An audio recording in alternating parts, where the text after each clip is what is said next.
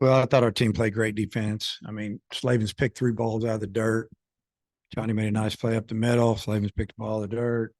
Stovall made a nice play, spun around. Stovall picked, or Slavens picked one out of the dirt. Um, just we didn't make any mistakes. Tonight was one of those nights. Grass is wet, ball's flying a little bit.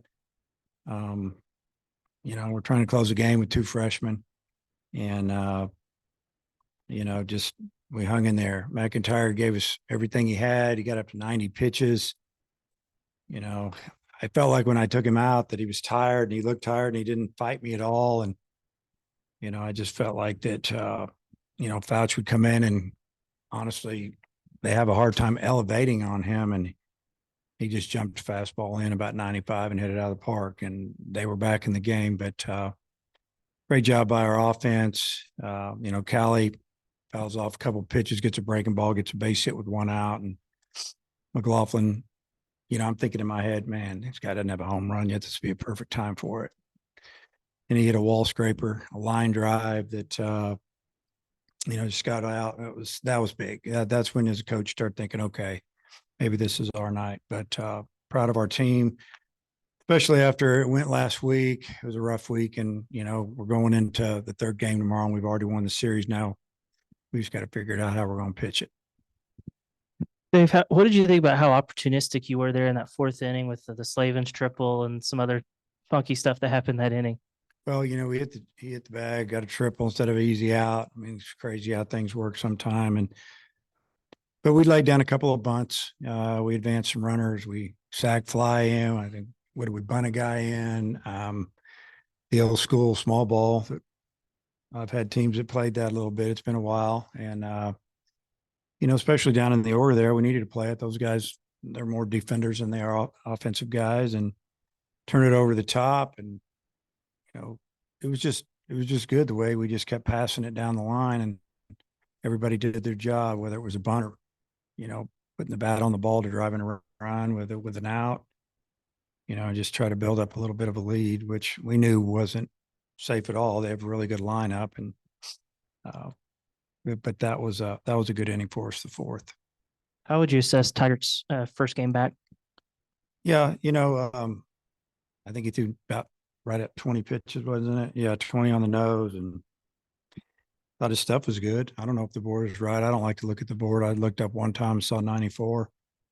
Breaking ball is usually always good, and I don't know if he threw much else. He's got a good changeup now and got a 2 seams that takes off. But I just wanted to see him go out there and compete and kind of get his feet wet again, and kind of give us a little bit of hope, honestly. And next week maybe he can go 2, maybe he'll go 3, maybe he'll go 35 pitches or something. So we'll see how it goes. But anytime we have an opportunity to, get him out there, we're going to. But tonight we just did not want him coming in relief to get up, get down. He needed to know he's pitching, come in, get his 20 pitches, and get out of there. Coach, when you guys were 4-game losing streak coming in, and now you've secured a series win, just with all the injuries and everything that's been going on, just how satisfying is it to play the way you guys had the last couple of days? I mean, last night's win was so big for us because we knew we were at least going to win one with all that's going on, but it also just gives you confidence. Kind of interesting how it all works. And, and then tonight you come out and we know we're going to throw, our pitcher 1 inning, and then we're going to bring in McIntyre, who got roughed up last week. And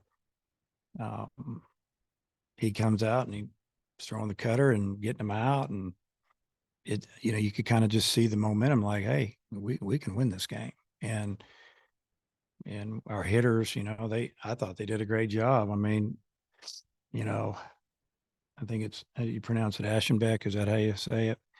I mean, he hadn't really given up anything all year. He's had 14 appearances and no starts, 6-0. Lefties are hitting like $150 off of him, and righties are hitting like 220, something like that. And you're kind of going, wow. And our guys, they fouled off pitches and fought him, and they got some hits and drove in some runs. And they just did a great job. And it's like every time they scored, if you look at the box score, we scored every time. And we wouldn't give them the momentum. And they had it for half an inning there in the seventh. And then we mashed it in the bottom of the seventh with the home run. And that was big. You moved Slavens up from 7 to 6, and I think the top 6 hitters in your order combined for 10 of your hits. Was the idea to maybe just bunch up your top hitters and just see if you can do some damage with that group? The idea was to get, Detmer's. If you look at his numbers, lefties get him. If you make him throw it over the plate, and the umpire isn't giving him that arm side fastball away, you can get his pitch count up. So I basically, like last night, I didn't want 3 lefties in a row with their lefty. I wanted a righty mixed in there. Tonight, it really didn't matter. I wanted to get every lefty I could, and I actually pulled the lefty before he even got an at bat. I felt bad about it, but talked to him about it and told him your time's coming. The kid doesn't have an SEC at bat, and it was, thank goodness that Hunter Grimes with 2 strikes got a sac fly, because I was really starting to feel pretty bad if that wouldn't have come through there. But yeah, that, tonight was all about lining up the lefties against Detmer and, one switch in there. With the way McIntyre threw starting in the second inning, do you envision using him like this going forward with an opener, be it Tigert or somebody else? Well, when you say going forward, I would say, and yeah, at least for the next few weeks or next week anyway, because, Tigers, we got to build his pitch count up and see if that's what we want to continue to do, is start him. I mean, we're kind of running out of options. So I guess he would be the starter. And we, like Fouch tonight, he's been really good. And last week against Georgia, they hit 3 ground balls in the ninth that went through. I mean, if just one of them goes to somebody, you think maybe it changes when we win the game. And he just had a rough night. And I told him after the game, I said, "You're going to pitch again tomorrow if you feel good." He was really upset with himself, but he's got good stuff. Big, strong kid. And, I see those guys being able to pitch in the 7th, 8th, and 9th. So maybe we can leave Tigert as a starter if it works out. Taking a guess based on the arms you have available still, is Ben Bybee your starter tomorrow? No. Do you know who your starter is tomorrow? No, but he won't be Ben Bybee. Okay. Dave, people might look at the final score and say, "Oh, well, Arkansas pounded them," but that 7th inning got pretty tense. I mean, they cut the lead, bases are loaded, and just how big was that? Would fighting, figuring a way to get out of that.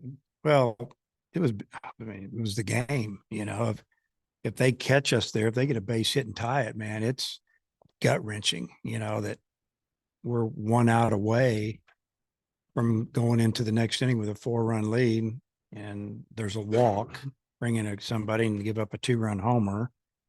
And then next thing you know, they got the bases loaded. If they get a hit there and tie it or take the lead, it's 2 nights in a row where we've got that feeling again, like, oh man, this is unbelievable. But Wood came through, throw some good pitches, some breaking balls there, and got a little bit of a high carry fastball that, it's pretty effective. And, we felt like 6 outs is what we wanted him to get at the most. He ended up getting 7, but it worked out. And then, am I understanding right? You had a feeling McLaughlin was going to hit a home run? No, just wishing he did. Yeah, I said I knew that he hadn't hit a home run this year, and I was thinking this would be a perfect time for it. And they threw him a first pitch fastball knee high, probably down the middle end, and he let it fly and he hammered it. Any kind of update on Dylan Carter? The first update is a good update, and then but he's going to go get an MRI with dye in it on Monday, just to double check and make sure everything's right. And if it comes back clean, then you may see him again this year. Mm-hmm. What about on Josenberger? Have you got an update on him? And just that, I still don't know. I mean, those injuries like that, it's so unpredictable, especially with a guy that's a runner. He's getting to work out every day.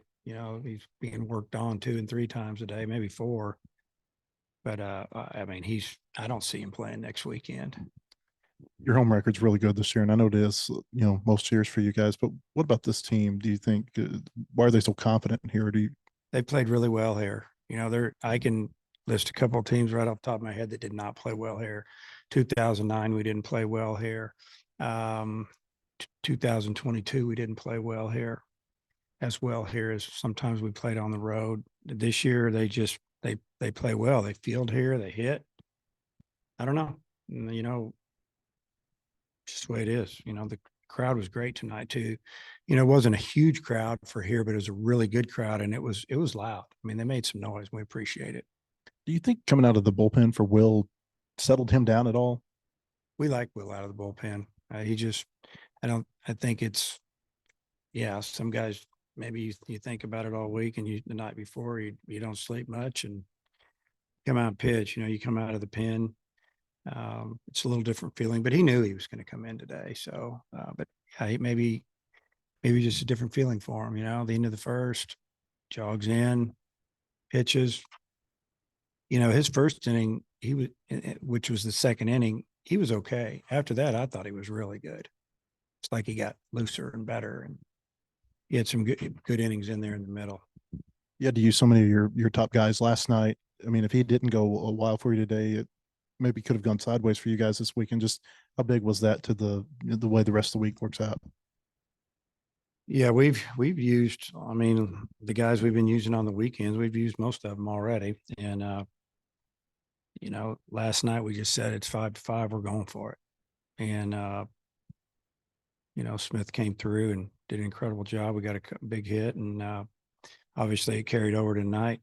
And we thought, you know, we don't know we're pitching on Saturday yet, game 3. So if we have an opportunity to win it tonight, no matter what the score is, we're going to try to win it. You know, you never know what's going to happen in this game tomorrow. We might score 20, they might score 20. You don't know. So you have an opportunity, just go for it. And then one more for me. Caleb Cali, he's hitting like close to 400 during the month of April. How much has he helped offset not having Wagner there in the middle of the lineup? Well, that's a real easy question. He's been great. I mean, we knew he could hit. You know, he got off to a slow start. He hit all fall. You know, he more than anything, we just wanted to see him continue to get better on the defensive side because we knew he was going to hit. And like I said, many a time, he hit in January, hit in early February. When the game started, it just didn't happen. And then it was in and out and up and down. And finally, you could see it coming about a month ago. You're like, okay. And, you know, the last couple of weeks, he's been our best hitter, him and Jace. I mean, they've just stayed steady. Okay.